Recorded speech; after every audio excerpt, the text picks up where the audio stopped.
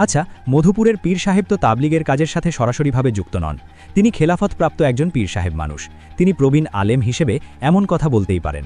কিন্তু যদি আলমী শুরা ওরফে জুবায়ারপন্থীদের শীর্ষ পর্যায়ে মুরব্বির বয়ানেও যদি এমন ধোঁকাবাজি এবং বিভ্রান্তিমূলক বক্তব্য প্রকাশ পায়, তাহলে বিষয়টি কেমন হয়ে গেল না?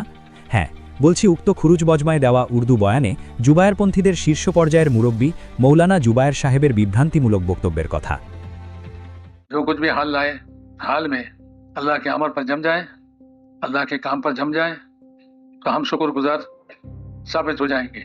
तो जो भी हाल हो, ये हमारे इज्तिमा के हाल, आपका जो कुछ आप पर जो गुजरा है, जो बीता है, इससे ज्यादा हम पर गुजरा है। इतने मेहमान हैं, इतने इंतजामात हैं, और सारा गड़बड़ हो गया है। और उधर से कह रहे हैं कि जल्दी यहाँ से निकल जाओ, जल्दी मैदान छोड़ दो। और हम सोच रहे थे कि भाई आप हजरात और सारे मेहमान इनको लेकर हम कहाँ जाएंगे, क्या करेंगे।